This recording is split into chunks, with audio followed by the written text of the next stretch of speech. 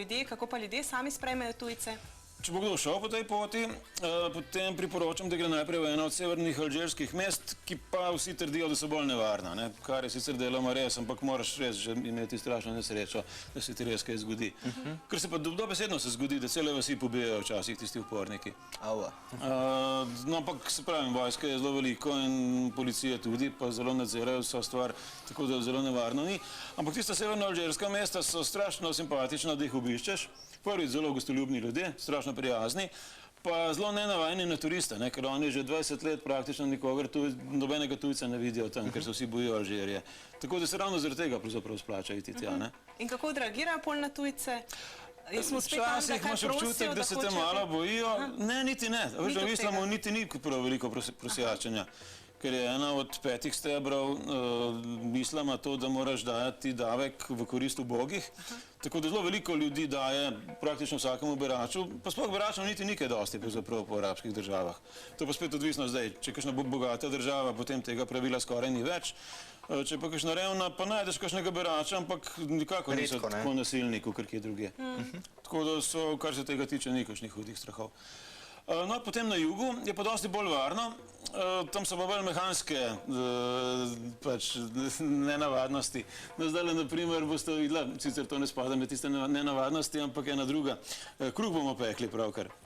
Aha, na odprtem ognju sredi peska. Še huje. No, tole je najin šotor z mojim prijateljičin. V našem džipu smo bili celo 4, sicer so bili pa od 2 do 3 večinoma, samo še v enem drugem so bili 4. No, bi bomo pa spet kopali luknjo v pesek. To bosta naša 2 vodnika. Namreč ne moraš sami iti tja, ker ko smo prišli v mesto, ki se imenuje Džanet, to je na jugu Alžirije, skoraj že preko Sahare, že na afriški strani, takrat je tale pokrajina, ki jo pravkar vidite, tista, ki se jo najbolj splača obiskati, imenuje se Tassili Nadjer.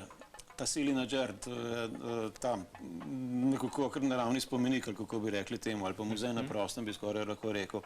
Neverjetne skale, se jih bomo še nekaj videli danes, vmes pa pesek, čudovite barve, ponekod rdeče, rjave, skoraj črne, drugod skoraj bele, odvisno pač od tega, kakšna je konfiguracija zemlje. Pa še ena zanimivost, ta saharski pesek, o katerem vsi govorimo, to je pravzaprav zemlja. Ampak tako suha, da deluje kot pesek in tega pravzaprav večina niti ne ve. In je pač take barve, kakršna je zemlja okrog, oziroma skale. Ker tiste skale se počasi krušijo, se spremenijo v zemljo. Pred davnimi stoletji, oziroma kar tisočletji že, je bila tam savana. Žirafe so živele tukaj, prav točno tukaj. Sloni, nosorogi, še vedno vidiš na teh skalah narisane vse te živali. Tako da je pesek deloma ostanek tiste zemlje, ki je takrat bila. No, gremo spet k temule kruhu. Ja, no, zdaj ena varianta je, da oni naredijo to testo, no, ampak zdaj pa naša Mojca, ki je strokovnjakinja za kuhinjo, naredila tisto testo, ga sproščila v eno tako zelo debelo palačinko. Potem se pa kruh peče tako, da skoplješ, najprej zakuriš in s tem se zelo segreje tisti pesek, ki je pod tem pepelom. Potem pa ta pepel odstraniš, vidiš, in to zelo natančno, tako da ostane ves vroč pesek, ne sme pa ostati oglja, ker tisto bi potem onesnažilo kruh. In potem tisti kruh zakoplješ noter v ta vroč pesek, ga prikriješ z drugim peskom, potem pa tisto oglje spet gor nasuješ. Cela zadevščina. Procedura to taka. Procedura, strašna. Vidiš, takole to zgleda. Zdaj bom to... Glede na to, da nimamo občutka, da pač saharski ljudje, da so bolj enostavni, sploh ni res, so zelo natančni, za vsak prašek je gledal, ali ga je res pravilno noter nasul in tako naprej. Pa sploh sta bila zabavna. Temu je bilo ime Mustaš, drugemu pa Selim. No in spala recimo sta tako, da sta zvečer v pesek izkopala kotanjo kakšen decimeter globoko. Imata na sebi samo tisto galabijo, se pravi navaden kos blaga, tenek kot rjuha. In se lepo zleknila, niti ne vem, če sta imela sploh kakšno prigrinjalo ali karkoli. In sta čisto lepo preživela do jutra, brez da bi jo vzela. Mislim, zime noči so tam hladne. Pod nulo je po noči. Verjetno moraš. In kako sta pol preživela v bistvu? Kar lepo, sploh mi ni jasno. Smo jih vprašali vsako jutro. Pa ni problema, kaj.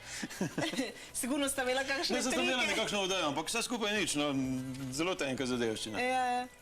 Mi smo imeli vsak svoj šotor, pa še tam noter, seveda spalke in ne vem kaj še vse, pa nam ni bilo ravno toplo. Zdaj smo videli...